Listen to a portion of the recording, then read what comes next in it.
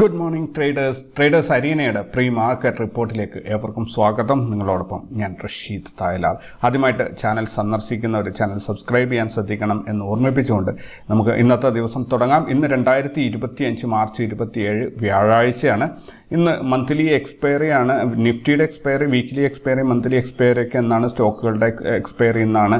So മറ്റ് നിരവധി ഇൻഡെക്സുകളുടെയും expiry ഇന്നാണ്. സോ നോക്കാം എന്തൊക്കെയാണ് ഇന്നത്തെ വിശേഷങ്ങൾ എന്നുള്ളത്. പ്രധാനമായിട്ടും വളരെ ഇൻട്രസ്റ്റിംഗ് ആയിട്ടുള്ള ഒരു കാര്യം ഇന്ന് കണ്ടത്, അത് പറയുന്നതിന് മുമ്പേ നിഫ്റ്റിയുടെ ഒരു ഓവറോൾ മൂവ്മെൻറ്റ് എങ്ങനെയാണ് എന്നുള്ള ഒരു ക്വസ്റ്റ്യനാണ് വരുന്നത്.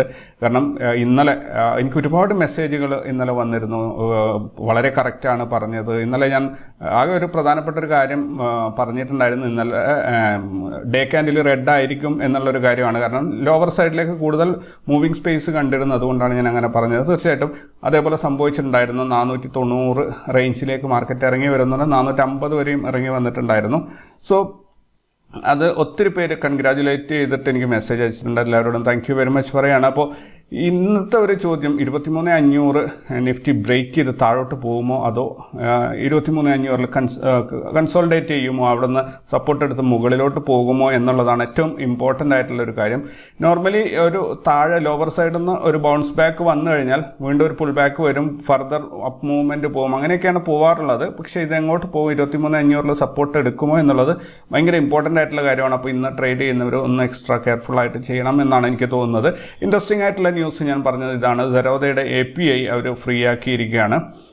ഇതുവരെയും 2,000 രൂപയാണ് ഇപ്പോൾ മന്ത് അവർ API യൂസേജിന് വേണ്ടിയിട്ട് വാങ്ങിക്കൊണ്ടിരുന്നത്. പക്ഷേ ഇപ്പോൾ അത് അവർ പേഴ്സണൽ യൂസിന് ചാർജ് ഇല്ല, ഫ്രീ ആണ് എന്നുള്ളതാണ്. പക്ഷേ അവിടെ വീണ്ടും 1-2 ഹുക്കുകൾ അല്ലെങ്കിൽ ഗ്ലിച്ചുകളുണ്ട്. കാരണം ലൈവ് മാർക്കറ്റ് ഡാറ്റ ഈ API വെച്ചെടുക്കാൻ പറ്റില്ല. അതേപോലെ വെബ് സോക്കറ്റ് ഫീഡ് ഉണ്ടാവില്ല. അതായത് നമ്മളിപ്പോൾ ഒരു ട്രേഡ് ചെയ്യുമ്പോഴൊക്കെ അതിൻ്റെ പൊസിഷൻ്റെ കണ്ടിന്യൂസ്ലി പ്രൈസ്, ഞാനൊരു ഡെവലപ്പറോ കോഡറോ അല്ല, അതുകൊണ്ട് തന്നെ ഞാൻ പറയുന്ന ടെക്നിക്കൽ വേർഡ്സിൽ വ്യത്യാസം ഉണ്ടാവും. സാധാരണക്കാർക്ക് മനസ്സിലാവുന്ന രീതിയിലാണ് ഞാൻ പറയുന്നത്. അപ്പോൾ നോർമലി പ്രൈസ് കണ്ടിന്യൂസ്ലി നമുക്ക് ഫീഡ്ബാക്ക് കിട്ടുന്നത് വെബ് സോക്കറ്റൊക്കെ ഉപയോഗിച്ചിട്ടാണ്. അപ്പോൾ ആ ഒരു സംവിധാനം ഇതിനകത്ത് ഉണ്ടാവില്ല. പക്ഷേ ആൽഗോ ഉപയോഗിക്കുന്നവർക്ക് ട്രേഡ് എടുക്കാനും ട്രേഡ് ക്ലോസ് ചെയ്യാനൊക്കെ പറ്റും. പക്ഷേ പ്രൈസ് റെഫർ ചെയ്യുന്നത് വേറൊരു സോഴ്സിൽ നിന്നായിരിക്കണം. അതായത് മാനുവലി ചാർട്ട് നോക്കിയിട്ടോ ഏതെങ്കിലും രീതിയിൽ ആയിരിക്കണം. അല്ലെങ്കിൽ നമ്മൾ പ്രീമിയം ലെവൽ 2,000 രൂപ ഇപ്പോൾ ചെയ്യുന്നത് പോലെ തന്നെ 2,000 രൂപ കൊടുത്തിട്ട് അവിടെ ഒരു API സബ്സ്ക്രൈബ് ചെയ്യണം എന്നാണ് ഇവർ പറയുന്നത്. അപ്പോൾ നോർമൽ ഒരു യൂസറിന്, ഇപ്പോൾ സ്റ്റോക്ക് ട്രേഡ് ചെയ്യുന്നവർക്ക്, സ്റ്റോക്കിൽ പോകുന്ന ആൾക്കാർക്കൊക്കെ, അതായത് വളരെ ഫാസ്റ്റായിട്ട് അവർക്ക് വെബ് സോക്കറ്റൊന്നും വെച്ച് പ്രൈസ് എടുക്കേണ്ട കാര്യമില്ല. വല്ലപ്പോഴും API തന്നെ കോൾ ചെയ്ത് അവർക്ക് പ്രൈസ് എടുക്കാൻ പറ്റും. അപ്പോൾ അങ്ങനെ വരുമ്പോൾ അവർക്ക് ബുദ്ധിമുട്ടുണ്ടാവില്ല. അതേപോലെ അവരുടെ ഹോൾഡിങ്സ് കാണാനും മറ്റുള്ള കാര്യങ്ങൾക്കൊക്കെ അത് എളുപ്പമായിരിക്കും. പക്ഷേ ഒരു ഫാസ്റ്റ് ട്രേഡ് ചെയ്യുന്ന ഒരാൾക്കാണെങ്കിൽ സ്വന്തമായിട്ട് ഇത് ചെയ്യുക എന്നുള്ളത് മാർക്കറ്റ് നോക്കി തന്നെ ചെയ്യേണ്ടി വരും. അല്ലെങ്കിൽ അയാൾ ഒരു പ്രീമിയം ലെവലിലുള്ള API സബ്സ്ക്രൈബ് ചെയ്യണം, ഇപ്പോൾ ചെയ്യുന്നത് പോലെ. അതായത് വലിയ വ്യത്യാസമൊന്നുമില്ല, എന്നാൽ വളരെ വലിയ വ്യത്യാസം ഉണ്ട് താനും. കാരണം API ഫ്രീ ആയിട്ടുണ്ട്. പക്ഷെ പ്രധാനപ്പെട്ട ഡാറ്റ കിട്ടണമെങ്കിൽ വീണ്ടും നമ്മൾ കാശ് കൊടുത്ത് തന്നെ ചെയ്യണം. പക്ഷേ നിങ്ങളൊരു ആൽഗോ അല്ലെങ്കിൽ കോപ്പി ട്രേഡിംഗ് പ്ലാറ്റ്ഫോംസ് സബ്സ്ക്രൈബ് ചെയ്യുകയാണെങ്കിൽ ഇവിടെ നിങ്ങൾക്ക് വളരെ ഫ്രീ ആയിട്ട് കാര്യങ്ങൾ നടക്കും. കാരണം ഏതാണോ അഡ്മിൻ കൺസോൾ, അവിടെയാണ് പ്രൈസ് റെഫറൻസ് ഒക്കെ നടക്കുക. അപ്പോൾ അവിടെ നിന്ന് അവർ പ്രീമിയം ലെവലുള്ള API എടുത്തിട്ട് അല്ലെങ്കിൽ മറ്റ് ബ്രോക്കേഴ്സിൻ്റെ അടുത്ത് നിന്ന് പ്രൈസ് എടുത്തിട്ട് അതിന് ബൈ ഓർ സെൽ ഇൻസ്ട്രക്ഷനാണ് ക്ലയൻറ്റ് സൈഡിലേക്ക് സബ്സ്ക്രൈബ് ചെയ്ത ആൾക്കാരുടെ സിസ്റ്റത്തിലേക്ക് അയക്കുക. അങ്ങനെ വരുമ്പോൾ ആ ഒരു മാർക്കറ്റ് ഓർഡറായിട്ടാണ് എക്സിക്യൂട്ട് ചെയ്ത് വരിക. അത് യൂസറിന് പ്രീമിയം ലെവലിലുള്ള API എടുക്കാതെ തന്നെ ഈ കാര്യങ്ങൾ ചെയ്യാൻ പറ്റും സെറോദയിൽ എന്നുള്ളതാണ്. കാരണം അത് ഇൻട്രസ്റ്റിംഗ് ആയിട്ടുള്ള കാര്യമാണ്. വളരെ ഒരുപാട് പേർക്ക് നല്ലൊരു റിലീഫ് കൊടുക്കും. കാരണം മാസം 2,000 രൂപ എന്ന് പറഞ്ഞാൽ അത്യാവശ്യം നല്ലൊരു എമൗണ്ട് തന്നെയാണ്. അപ്പോൾ അത് മന്ത്ലി ഇയർലി 24,000 റുപ്പീസ് APIക്ക് മാത്രം കൊടുക്കുക, പ്ലസ് ബ്രോക്കറേജ് വേറെയും കൊടുക്കുക എന്നുള്ളത് വലിയൊരു ഫിനാൻഷ്യൽ ബാധ്യത വരുത്തി വെക്കുന്നൊരു കാര്യമാണ്. സോ അതിന് ഒരു റിലീഫ് വന്നിട്ടുണ്ട്. പിന്നെ മാർക്കറ്റ് ഡാറ്റ കിട്ടണം എന്നുണ്ടെങ്കിൽ നമ്മൾ 2,000 രൂപ കൊടുത്തിട്ടുള്ള ഫുൾ API തന്നെ സബ്സ്ക്രൈബ് ചെയ്യണം. അങ്ങനെ ആകുമ്പോൾ മാത്രമേ നമുക്ക് മാർക്കറ്റ് ഡാറ്റ കിട്ടുള്ളൂ. മാർക്കറ്റ് ഡാറ്റ എന്ന് ഓരോ സംഭവങ്ങളുടെ കണ്ടിന്യൂസ് പ്രൈസ് കാര്യങ്ങൾ ഇങ്ങനെയുള്ള സംഭവങ്ങളൊക്കെ ഉണ്ടല്ലോ, നമ്മൾ അനലൈസ് ചെയ്യാൻ വേണ്ടി ഉപയോഗിക്കുന്ന കുറേ സാധനമാണ്. അത് വേണമെന്നുണ്ടെങ്കിൽ നമ്മൾ പ്രീമിയം, അതായത് ഒരു ആൽഗോ പ്രൊവൈഡ് ചെയ്യുന്ന ഒരാൾക്കാണെങ്കിൽ അയാൾക്ക് പ്രീമിയം API ഉണ്ടാവണം. പക്ഷേ ആൽഗോ സബ്സ്ക്രൈബ് ചെയ്യുന്ന ആളിന് ഫ്രീ ഈ പേഴ്സണൽ API ഉണ്ടായാൽ കാര്യം നടക്കും എന്നതാണ് ഞാൻ പറഞ്ഞതിൻ്റെ ഒരു പൊരുൾ. ഇനി മറ്റൊരു ഇൻട്രസ്റ്റിംഗ് ആയിട്ടുള്ള അല്ലെങ്കിൽ വളരെ ശ്രദ്ധയോടുകൂടി നമ്മൾ വായിക്കേണ്ട ഒരു സംഭവമാണ് ഇന്ത്യൻ കമ്പനീസ് വിദേശത്ത് നിക്ഷേപം നടത്തുന്നത് 40% വർദ്ധിച്ചിരിക്കുന്നു എന്നുള്ളത്.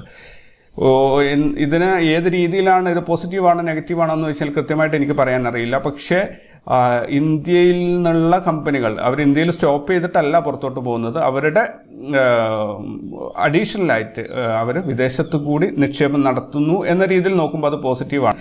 പക്ഷേ ഒരു സേഫ് സ്റ്റാൻഡിന് വേണ്ടിയിട്ട് അല്ലെങ്കിൽ ഒരു സേഫായ ഒരു പൊസിഷൻ, എന്തെങ്കിലും ഇഷ്യൂസ് അവിടെ വന്നു കഴിഞ്ഞാൽ ഇവിടെ നിൽക്കുക, ഇവിടെ വന്നു കഴിഞ്ഞാൽ അവിടെ നിൽക്കുക എന്ന രീതിയിൽ ദുബായിലൊക്കെ കമ്പനീസ് ഓപ്പൺ ചെയ്തിരുന്ന ഒരുപാട് പേരുണ്ട്. കാരണം എപ്പോഴും വിസ അവർക്ക് കണ്ടിന്യൂ ഇയർലി അവർക്കൊരു 5 ലക്ഷം രൂപയിൽ താഴെ മാത്രമേ അതിന് ഒരു എക്സ്പെൻസ് വരുള്ളൂ. അത് മാത്രമല്ല അതിൻ്റെ പുറകിൽ ഒരുപാട് ബിസിനസ്സുകൾ ചെയ്ത് അതിനേക്കാൾ വലിയ ലാഭം ഉണ്ടാക്കാൻ സാധിക്കും എന്നതുകൊണ്ട് തന്നെ ദുബായിലുള്ള ഫ്രീ സോൺസിൽ ഒരുപാട് ആൾക്കാർ, സാധാരണക്കാർ, ദുബായിൽ ജോലി ചെയ്യുന്ന ആൾക്കാർ പോലും അവിടെ companies open ചെയ്തിടുന്നുണ്ട്.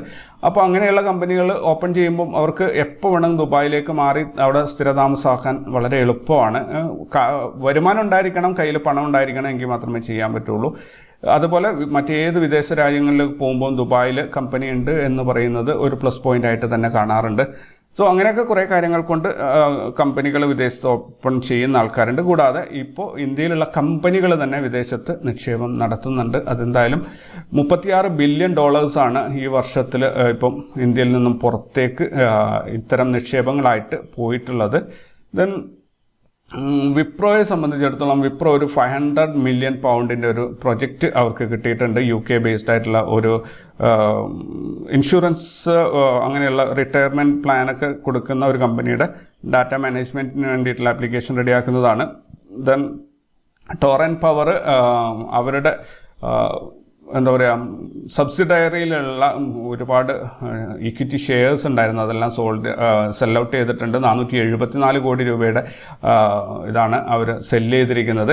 Bharat ഫോർജിൽ ministry of ഡിഫൻസിൽ നിന്നും ഒരു കോൺട്രാക്റ്റ് കിട്ടിയിട്ടുണ്ട്. 6900 കോടി രൂപയുടെ ഒരു കോൺട്രാക്റ്റാണ് ഭാരത് ഫോർജിനും ടാറ്റയുടെ വേറൊരു കമ്പനിയും കൂടെ നേടിയെടുത്തിരിക്കുന്നത്. BSC എല്ലാവരും വളരെ പ്രോമിസിംഗ് ആയിട്ടുള്ളൊരു സ്റ്റോക്കായിരുന്നത്.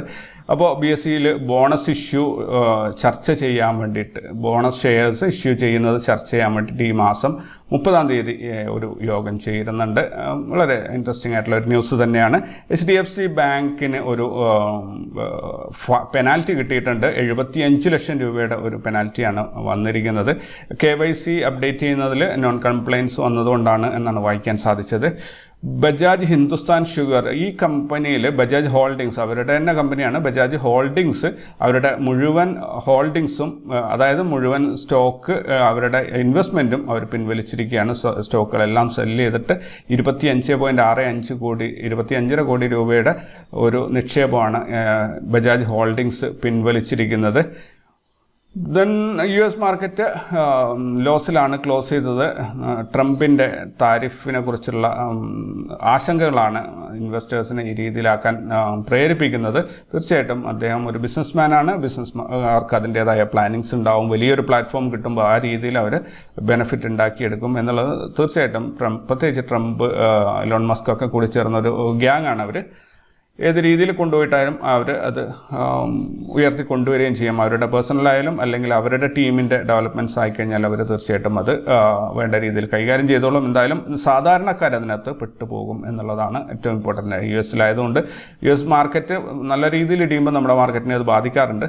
നോക്കാൻ വരുന്ന ദിവസങ്ങളിൽ എങ്ങനെയാണ് സംഭവിക്കുന്നത്. UPI പേയ്മെൻറ്റ് ഇന്ത്യയിൽ ഡൗൺ ആയിരുന്നു എന്നാണ് വാർത്തകൾ കാണുന്നത്. മണി കൺട്രോളാണ് ഇത് റിപ്പോർട്ട് ചെയ്തിരിക്കുന്നത്. GPayയും പേടിഎമ്മും അങ്ങനെയുള്ള എല്ലാ UPI പ്ലാറ്റ്ഫോംസിലും ഈ ഒരു പ്രശ്നം വന്നിട്ടുണ്ട് എന്നാണ് അറിയാൻ സാധിക്കുന്നത്. അപ്പോൾ നിങ്ങൾക്ക് ആർക്കെങ്കിലും അങ്ങനെ ഒന്ന് എന്തെങ്കിലും ഇഷ്യൂസ് ഫേസ് ചെയ്തിട്ടുണ്ടെങ്കിൽ തീർച്ചയായിട്ടും താഴെ കമൻറ്റ് ചെയ്യുക. ഇതെപ്പോൾ റെഡിയാകും എന്നുള്ള കാര്യത്തിലും കൃത്യമായ ഒരു കൺഫർമേഷൻ ഇല്ല. അതുപോലെ വീഡിയോ ഡിസ്ക്രിപ്ഷനിൽ ടെലിഗ്രാം ഗ്രൂപ്പിൻ്റെയും മറ്റ് ലിങ്കുകളൊക്കെ കൊടുത്തിട്ടുണ്ട്. Zerodha API ഫ്രീ ആയതുകൊണ്ട് തന്നെ നമുക്ക് കോപ്പി ട്രേഡിൽ ജോയിൻ ചെയ്യാൻ താല്പര്യമുള്ളവർക്ക് തീർച്ചയായിട്ടും ഞങ്ങളുടെ കോഡിങ്സിലും കുറച്ചധികം മാറ്റങ്ങൾ വരുത്തേണ്ടി വരും. കാരണം ക്ലയൻറ്റ് ലെവലിൽ പ്രൈസ് കിട്ടാത്തത് കൊണ്ട് തന്നെ അഡ്മിൻ ലെവലിൽ നിന്ന് അല്ലെങ്കിൽ മെയിൻ മാസ്റ്റർ സിസ്റ്റത്തിൽ നിന്നും പ്രൈസ് ഡിസ്ട്രിബ്യൂട്ട് ചെയ്യുന്ന രീതിയിലേക്ക് അതൊന്ന് മാറ്റി എഴുതേണ്ടതായിട്ട് വരും. ദെൻ ഇന്നത്തെ വേൾഡ് മാർക്കറ്റിലേക്ക് നോക്കുകയാണെങ്കിൽ US മാർക്കറ്റ് പറഞ്ഞതുപോലെ തന്നെ കംപ്ലീറ്റ്ലി റെഡിലാണ് അവസാനിച്ചത്. യൂറോപ്യൻ മാർക്കറ്റ് ഗ്രീനിലാണ്. യൂറോപ്യൻ മാർക്കറ്റ് പാർഷ്യലി റെഡാണ്, ഒരെണ്ണം മാത്രം FTSE മാത്രം ഗ്രീനിലാണ് അവസാനിച്ചിരിക്കുന്നത്. ചൈനീസ് മാർക്കറ്റിൻ്റെ അപ്ഡേറ്റ് കിട്ടാത്തതൊരു പ്രശ്നമായിട്ട് തന്നെ നിൽക്കുകയാണ്. ഞാൻ പരമാവധി ശ്രമിക്കുന്നുണ്ട്. പക്ഷേ ഇതിലെന്താണ് കുഴപ്പമെന്ന് പറഞ്ഞാൽ പ്രധാനപ്പെട്ട പ്ലാറ്റ്ഫോമുകളിൽ ഇതിൻ്റെ ഇൻഡെക്സിൻ്റെ വാല്യുവേഷൻ, അതായത് ഇൻഡെക്സ് ഇപ്പോൾ എവിടെയാണ് നിൽക്കുന്നത് ആ ഒരു വാല്യൂ മാത്രമാണ് കിട്ടുന്നത്. നോർമലി അതിൻ്റെ ചേഞ്ച് കൂടി എത്ര ഡിഫറൻസ് വന്നു എന്നുള്ളത് അതിൻ്റെ കൂടെ വരാറുണ്ട്, പക്ഷെ ഇപ്പോൾ അത് കിട്ടുന്നില്ല. അപ്പോൾ കറൻ്റ്ലി ഉള്ള മാർക്കറ്റ് വാല്യൂ, ആ ഇൻഡെക്സിൻ്റെ വാല്യൂ മാത്രമാണ് ഇവിടെ കിട്ടുന്നത്. ഇങ്ങനെ വരുമ്പോൾ കുഴപ്പമെന്ന് പറഞ്ഞാൽ കണ്ടിന്യൂസ്ലി ഞാനത് 24/7 മോണിറ്റർ ചെയ്യേണ്ടി വരും. ഇത് എവിടെ ക്ലോസ് ചെയ്തു, എവിടെ ലോ, എവിടെ ഹൈ എന്നുള്ള ഡാറ്റ കംപ്ലീറ്റ്ലി ഞാൻ മോണിറ്റർ ചെയ്യേണ്ടി വരും. അത് പ്രാക്ടിക്കലി ബുദ്ധിമുട്ടുള്ളതുകൊണ്ടാണ് മറ്റ് പ്ലാറ്റ്ഫോമുകളിൽ നിന്ന് ഈ ഡാറ്റ എടുക്കുന്നത്. എന്തായാലും ഇതിനൊരു പരിഹാരം ഈ ആഴ്ച തന്നെ കാണുന്നതായിരിക്കും. ഒത്തിരി പേര് അത് കമൻറ്റ് ചെയ്തിട്ടുണ്ടായിരുന്നു ഇന്നലെ. ദെൻ നിങ്ങൾക്ക് ഈ വീഡിയോയിൽ എന്തൊക്കെയാണ് ഇൻക്ലൂഡ് ചെയ്യേണ്ടത് എന്നുള്ളതൊന്ന് പ്രത്യേകം താഴെ കമൻറ്റ് ചെയ്യണം. കാരണം അതിനനുസരിച്ചാണ് ഈ വീഡിയോയിൽ മാറ്റങ്ങൾ വരുത്തുന്നത്. അതേപോലെ ഒത്തിരി പേര് അപ്പർ സർക്യൂട്ട് അടിച്ചും ലോവർ സർക്യൂട്ടിൻ്റെ കാര്യം പറഞ്ഞിട്ടുണ്ടായിരുന്നു. തീർച്ചയായിട്ടും അതും ഞാൻ ഇതിനകത്ത് ഇൻക്ലൂഡ് ചെയ്യുന്നതായിരിക്കും. ഗിഫ്റ്റ് നിഫ്റ്റിയുടെ ഒരവസ്ഥ നോക്കുകയാണെങ്കിൽ ഇന്നലെ ക്ലോസ് ചെയ്തത് 23,530 ഇന്ന് ഗ്യാപ് ഡൗൺ ഓപ്പണിങ്ങിൽ 23,475 ഓപ്പൺ ആയത്. 55 പോയിന്റ് നെഗറ്റീവിലാണ് ഓപ്പൺ ചെയ്തിരിക്കുന്നത്. ഓപ്പൺ ചെയ്ത സ്ഥലത്ത് നിന്നും മുകളിലോട്ടാണ് പോയത്. 23,498. ഇത് 507 വരെ എത്തിയിട്ടുണ്ടായിരുന്നു. 23,507 വരെ ഇപ്പോൾ ഞാൻ ഈ സംസാരിക്കുന്ന തൊട്ട് മുൻപേ 507 വരെ എത്തിയിട്ടുണ്ട്. എന്തായാലും താഴെ ഓപ്പണായിട്ട് 500ൻ്റെ സപ്പോർട്ട് എടുത്ത് മുകളിലോട്ട് തന്നെയാണ് മാർക്കറ്റ് വരുന്നത്. നോക്കാം, നമുക്ക് കുറച്ച് നേരം കൊണ്ട് നമ്മുടെ മാർക്കറ്റിൻ്റെ അവസ്ഥ നമുക്കറിയാൻ പറ്റും. ഗോൾഡിൻ്റെ പ്രൈസ് 3020, ഇന്നലെ 3016 $3026 വർദ്ധിച്ചിട്ടുണ്ട്. അതേപോലെ ഇന്ത്യൻ രൂപയുടെ മൂല്യം ഇന്നലത്തേനേക്കാളും ഒരല്പം നില മെച്ചപ്പെടുത്തിയിട്ടുണ്ട്. എന്തായാലും 86 രൂപ 60 പൈസയൊക്കെ ഉണ്ടായിരുന്നത് 85 രൂപ 71 പൈസയിലേക്ക് ഏകദേശം ഇറങ്ങി വന്നിട്ടുണ്ട്. തീർച്ചയായിട്ടും ഒരു പോസിറ്റീവായിട്ടുള്ള കാര്യം തന്നെയാണ്.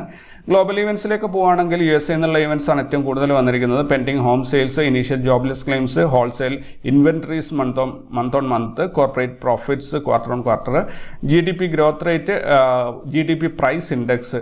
അതേപോലെ യൂറോ ഏരിയയിലാണെങ്കിൽ ECB ജനറൽ കൗൺസിൽ മീറ്റിംഗ് എന്നാണ്. അപ്പോൾ ഇത്രയും ഡാറ്റകളാണ് ഇന്ന് പുറത്തു വരാനുള്ളത്. റിസൾട്ട് അനൗൺസ് ചെയ്യുന്ന കമ്പനിയിൽ ബാലാജി ഫോസ്ഫേറ്റ്സ് എന്നുള്ളൊരു കമ്പനിയാണ് എനിക്ക് NSEയിൽ മൊത്തത്തിലായിട്ട് നോക്കിയിട്ട് കിട്ടിയത്. ദെൻ FNO ബാനിൽ ഒരു കമ്പനിയാണുള്ളത്, ഹിന്ദ് കോപ്പർ എന്നുള്ള ഈ ഒരു കമ്പനിയാണ് FNO ബാനിൽ വന്നിട്ടുള്ളത്. ഇൻസ്റ്റിറ്റ്യൂഷണൽ ആക്ടിവിറ്റീസ് നോക്കുകയാണെങ്കിൽ ഇന്നലെ ഫോറിൻ ഇൻസ്റ്റിറ്റ്യൂഷൻസ് 2240 കോടിയുടെ നെറ്റ് ബൈയിങ് ആണ് ചെയ്തത്. അതേസമയത്ത് ഡൊമസ്റ്റിക് ഇൻസ്റ്റിറ്റ്യൂഷൻസ് 696 കോടിയുടെ സെല്ലിംഗ് ആണ് ചെയ്തത്. മൊത്തത്തിൽ നോക്കുകയാണെങ്കിൽ 1544 കോടി രൂപയുടെ നിക്ഷേപം ഇന്ത്യൻ മാർക്കറ്റിൽ എത്തിയതായിട്ടാണ് കാണുന്നത് ഇന്നലെ. പക്ഷേ കാര്യമായൊരു മൂവ്മെൻറ്റ് ഇന്നലെ കിട്ടിയില്ല എന്നുള്ളതും ശ്രദ്ധിക്കേണ്ട ഒരു കാര്യം തന്നെയാണ്. ഇന്നലെ എല്ലാ സെക്ടറുകളും റെഡിലാണ് അവസാനിച്ചത്. ഓട്ടോ മാത്രമാണ് ഇന്നലെ പോസിറ്റീവ് ആയിട്ട് അവസാനിച്ചിരിക്കുന്നത്. ബാക്കിയെല്ലാം തന്നെ നെഗറ്റീവിലാണ് ക്ലോസ് ചെയ്തിരിക്കുന്നത്. ETF നോക്കുകയാണെങ്കിൽ ETFിൽ Nifty BeES, bank BeES, pharma, IT BeES 4 ഇന്നലെ റെഡിൽ ക്ലോസ് ചെയ്ത്. ഗോൾഡ് ബീസിൽ ചേഞ്ച് ഇല്ലാതെ മുന്നോട്ട് പോയി. ഓട്ടോ ബീസ് ആണെങ്കിൽ 0.1% ഒരു ഗ്രോത്ത് ഇന്നലെ ഉണ്ടാക്കിയിട്ടുണ്ട്. ഇന്നലത്തെ നിഫ്റ്റിയുടെ ഒരു പെർഫോമൻസ് നോക്കുകയാണെങ്കിൽ ഇന്നലെ നിഫ്റ്റി റെഡിലാണ് അവസാനിച്ചത്. 214 പോയിന്റിന്, അഥവാ 0.9% ഒരു നെഗറ്റീവ് മൂവ്മെൻ്റ് ആണ് ഇന്നലെ ഇൻട്രാഡേയിൽ കിട്ടിയത്. 23,486 ഇന്നലെ ക്ലോസ് ചെയ്തിരിക്കുന്നത്. ഈ ആഴ്ചയിൽ നോക്കുകയാണെങ്കിൽ 28 പോയിന്റിൻ്റെ ഒരു നഷ്ടമാണ് നിഫ്റ്റിക്ക് ഉണ്ടായിരിക്കുന്നത്. ഈ മാസത്തിൽ ഇന്നലെ 1400-ലധികം പോയിന്റ്സ് പറഞ്ഞിരുന്നു ഇത്രയും വലിയൊരു മൂവ്മെൻറ്റ് കിട്ടി എന്നുള്ളതാണെന്നൊക്കെ ഉള്ളത്. പക്ഷേ അതേപോലെ തന്നെ തിരിച്ചിറങ്ങിയിട്ടുണ്ട്. ഈ മാസത്തിൽ മാർച്ച് മാസത്തിൽ 1292 പോയിന്റിൻ്റെ ഒരു മുന്നേറ്റമാണ് നിഫ്റ്റിക്ക് ഉണ്ടായിരിക്കുന്നത്. എന്തായാലും പോസിറ്റീവായിട്ടുള്ള ഒരു മൂവ്മെൻറ്റ് തന്നെയാണ്. ഇവിടെ ഈ ചാർട്ട് നോക്കിയാൽ നമുക്ക് മനസ്സിലാവും. 23,666 23,486 ക്ലോസിംഗ് ഇറങ്ങി വന്നിട്ടുണ്ട്. ദെൻ ഇന്നലെ മറ്റ് ഇൻഡെക്സുകൾ നോക്കുകയാണെങ്കിൽ എല്ലാം ഇന്നലെ റെഡിലാണ് ക്ലോസ് ചെയ്തിട്ടുള്ളത്. ഒന്നും തന്നെ പോസിറ്റീവിൽ ക്ലോസ് ചെയ്തിട്ടില്ല. ഇനി ഇന്നത്തേക്കുള്ള ഡാറ്റ നോക്കുകയാണെങ്കിൽ PCR വന്നിരിക്കുന്നത് 0.8 ആണ്. അതേപോലെ ഹയസ്റ്റ് ഓപ്പൺ ഇൻട്രസ്റ്റ് 24,000 കോളിന് ഹയസ്റ്റ് ഓപ്പൺ ഇൻട്രസ്റ്റ് വന്നിട്ടുണ്ട്. 1,87,00,000 ഇത് വന്നിരിക്കുന്നത്. നിഫ്റ്റിയുടെ എക്സ്പയറി കൂടിയാണ്. ഹയസ്റ്റ് പുട്ടിൻ്റെ ഓപ്പൺ ഇൻട്രസ്റ്റ് വന്നിരിക്കുന്നത് 23,000 അപ്പോൾ 1000 പോയിന്റിൻ്റെ അപ്പ് ഡൗൺ ഗ്യാപ്പ് അവിടെ കിട്ടുന്നുണ്ട്. 1,47,00,000 ഇവിടെ പുട്ടിൻ്റെ ഓപ്പൺ ഇൻട്രസ്റ്റ് വന്നിട്ടുള്ളത്. വിക്സ് സെയിം, വലിയ വ്യത്യാസമില്ലാതെ തുടരുന്നുണ്ട് 13.47. സ്പോട്ട് പ്രൈസ് അവസാനിച്ചിരിക്കുന്നത് 23,486 CPR വന്നിരിക്കുന്നത് ഇന്നത്തേക്ക് 23,523, 558, 594 എന്നുള്ള രീതിയിലൊരു 25 പോയിന്റിലധികമുള്ള 30 പോയിന്റിൻ്റെ 30-35 പോയിന്റിൻ്റെ ഓളം ഗ്യാപ്പിലാണ് CPR വന്നിട്ടുള്ളത്. 35 പോയിന്റിൻ്റെ ഗ്യാപ്പാണ് വന്നിരിക്കുന്നത്. നോ ട്രേഡ് സോൺ നോക്കുകയാണെങ്കിൽ 23,602 586 17 പോയിന്റിൻ്റെ ഒരു ഗ്യാപ്പാണ് ഇവിടെ വന്നിട്ടുള്ളത്. വളരെ ഹെവി മൂവ്മെൻറ്റ് കിട്ടാൻ സാധ്യതയുള്ള രീതിയിലുള്ള ഒരു നോ ട്രേഡ് സോണാണ് ബിൽഡപ്പ് ആയിട്ടുള്ളത്. മറ്റൊരു കാര്യം ശ്രദ്ധിക്കേണ്ടത് 523 മുതൽ 594 വരെയാണ് CPR ഉള്ളത്. അവിടെ നിന്ന് മുകളിലോട്ടാണ് നോ ട്രേഡ് സോണിൽ. നോ ട്രേഡ് സോണിൻ്റെ താഴെയാണ് CPR വന്നിട്ടുള്ളത്. അതായത് 500 ലെവലിൽ നിന്ന് കട്ട് ചെയ്ത് 523 കട്ട് ചെയ്ത് താഴെ വരികയാണെങ്കിൽ, അല്ലെങ്കിൽ അതിൻ്റെ താഴെ മാർക്കറ്റ് ഓപ്പൺ ആവുകയാണെങ്കിൽ പിന്നീട് മുകളിലോട്ട് കയറി വരാൻ സാധ്യത കുറവാണ്. അത് പ്രത്യേകം ഇവിടെ ശ്രദ്ധിക്കണം. 23,602 കട്ട് ചെയ്യുകയാണെങ്കിൽ മുകളിലോട്ട് 23,654 വരെയും മാർക്കറ്റ് കയറിപ്പോകാൻ സാധ്യതയുണ്ട്. വളരെ ചെറിയ പോയിന്റുള്ളൂ, 52 പോയിന്റ് മുകളിലോട്ട് ഗ്യാപ്പ് കാണിക്കുന്നുള്ളൂ. അതേസമയത്ത് 23,586 കട്ട് ചെയ്ത് 586 കട്ട് ചെയ്യുമ്പോൾ മറ്റൊരു കാര്യം ശ്രദ്ധിക്കേണ്ടതുണ്ട്. 3 CPR അതിൻ്റെ താഴെ കിടപ്പുണ്ട്. അപ്പോൾ CPRൻ്റെ ലോവർ CPR എടുക്കുന്നതായിരിക്കും ഏറ്റവും നല്ലത് 523 എന്നുള്ളത്. അപ്പോൾ 23,523 കട്ട് ചെയ്ത് താഴെ ഇറങ്ങുമ്പോൾ 23,320 വരെയും ഏകദേശം 200 പോയിന്റ് താഴോട്ട് മൂവ് ചെയ്യാൻ ഒരു സാധ്യത കാണുന്നുണ്ട്. ഇത് സാധ്യത മാത്രമാണ്, ഞാൻ പറഞ്ഞു എന്ന് കരുതിയിട്ട് ആരും തന്നെ കണ്ണടച്ചത് അങ്ങ് വിശ്വസിക്കരുത്. ഇത് ഞാൻ മാർക്കറ്റ് ഡാറ്റ നിങ്ങൾക്ക് ഷെയർ ചെയ്യുന്നതാണ്. ഒരിക്കലും ഇതൊരു ഇൻവെസ്റ്റ്മെൻറ്റ് അഡ്വൈസോ അല്ലെങ്കിൽ ഫൈനൽ തീരുമാനമൊന്നുമല്ല. ഞാൻ പറയുന്നത് പോലെ മാർക്കറ്റ് പോകുമെന്ന് എനിക്ക് 100% അതുപോലെ ഇതുവരെയും സംഭവിച്ചിട്ടുണ്ടെങ്കിൽ ഒരിക്കലും ഞാനിങ്ങനെ യൂട്യൂബ് വീഡിയോസും ചെയ്ത് നിങ്ങളുടെ മുന്നിൽ വരില്ല. കാരണം എനിക്ക് എൻ്റെ കാര്യത്തിൽ പൂർണ്ണ വിശ്വാസം വന്നു കഴിഞ്ഞാൽ, അതായത് ഞാൻ പറയുന്നത് പോലെ മാർക്കറ്റ് സംഭവിക്കും എന്ന് പൂർണ്ണ ബോധ്യം വന്നു കഴിഞ്ഞാൽ ഞാൻ വട്ടിപ്പലിശക്ക് കാശ് എടുത്തിട്ടായാലും അത് മുഴുവൻ കൊണ്ടുപോയി മാർക്കറ്റിലിട്ടിട്ട് ഞാൻ എൻ്റെ ഡാറ്റ വെച്ചിട്ട് കോട്ടികൾ ഉണ്ടാക്കുമായിരുന്നു. അപ്പോൾ ഒരിക്കലും ഇത്തരം കാൽക്കുലേഷൻസ് പൂർണ്ണമായിട്ടും കറക്റ്റാണ് എന്ന് തെറ്റിദ്ധരിക്കരുത്. പക്ഷേ എനിക്ക് ഒരുപാട് മെസ്സേജസ് കിട്ടുന്നുണ്ട് ഞാൻ പറയുന്നതിൽ ആക്യുറസി ഉണ്ട് എന്ന കാര്യത്തിൽ. അതുകൊണ്ട് മാത്രമാണ് ഞാൻ ഈ പരിപാടി കണ്ടിന്യൂ ചെയ്ത് കൊണ്ടുവന്നത്. അല്ലെങ്കിൽ ഇതിന് മുൻപേ ഞാൻ നിർത്തിപ്പോകുമായിരുന്നു ഒരു രീതിയിലും ആക്യുറസി ഇല്ലെങ്കിൽ. അപ്പോൾ ആകെ അത്രയും മാത്രം അതിൻ്റെ ഒരു ഇമ്പോർട്ടൻസിൽ മാത്രമേ നിങ്ങൾ ഇത് എടുക്കാൻ പാടുള്ളൂ. പൂർണ്ണമായിട്ടും ഞാൻ പറഞ്ഞത് കണ്ണടച്ച് വിശ്വസിച്ചിട്ട് ഒരിക്കലും ഒരു ട്രേഡിംഗ് തീരുമാനം നിങ്ങൾ എടുക്കരുത് എന്നാണ് ഞാൻ പറയുന്നത്. നിങ്ങൾക്ക് റഫർ ചെയ്യാൻ വേണ്ടി മാർക്കറ്റ് ഡാറ്റ ഞാൻ ഷെയർ ചെയ്യുന്നു. ബാക്കി നിങ്ങൾ സ്വന്തമായിട്ട് അനലൈസ് ചെയ്ത് അല്ലെങ്കിൽ മറ്റുള്ള ക്വാളിഫൈഡ് ആൾക്കാരുടെ സഹായത്തോടു കൂടി വേണം നിങ്ങൾ തീരുമാനം എടുക്കാൻ വേണ്ടിയിട്ട്. ജസ്റ്റ് ഒരു റെഫറൻസിന് അല്ലെങ്കിൽ ഒന്ന് കേട്ടിരിക്കാം എന്ന രീതിയിൽ മാത്രം ഇതിനെ എടുക്കുക. അപ്പോൾ എന്തായാലും കൂടുതൽ വിശേഷങ്ങളും വാർത്തകളും ഒക്കെ ആയിട്ട് നമുക്ക് അടുത്ത ദിവസം കണ്ടുമുട്ടാം. കോപ്പി ട്രേഡിലൊക്കെ ജോയിൻ ചെയ്യാൻ താല്പര്യമുള്ളവർ അറിയിക്കുക. ഇനി എന്തായാലും സരോദയുടെ API ഫ്രീ ആയ സ്ഥിതിക്ക് നമുക്ക് കൂടുതൽ ഉപയോഗപ്പെടുത്താൻ സാധിക്കും എന്നാണ് എൻ്റെ വിശ്വാസം. ഈ മാസം നമ്മൾ ലോസ് ഇല്ലാതെ പോകുന്നുണ്ട്. എനിക്കൊന്ന് 6 or 7% പ്രോഫിറ്റിലാണ് ഈ മാസം ഇപ്പോൾ പോയിക്കൊണ്ടിരിക്കുന്നത്. കഴിഞ്ഞ മാസം 8% ലോസിലായിരുന്നു അവസാനിച്ചത്. ഈ മാസം എനിക്ക് തോന്നുന്നു എന്തായാലും ലോസ് ഉണ്ടാവില്ല എന്ന കാര്യത്തിൽ ഉറപ്പായിട്ടുണ്ട്. ഇനി പ്രോഫിറ്റിലേക്ക് വരുന്നത് എത്ര ശതമാനം വരും എന്നുള്ളത് ഞാൻ മന്ത് എൻഡിൽ നിങ്ങളുടെ മുന്നിൽ ഷെയർ ചെയ്യുന്നതായിരിക്കും. അപ്പോൾ കൂടുതൽ വാർത്തകളും വിശേഷങ്ങളും ഒക്കെ ആയിട്ട് നമുക്ക് നാളെ കണ്ടുമുട്ടാം. അതുവരേക്കും you take care and bye. Thank U.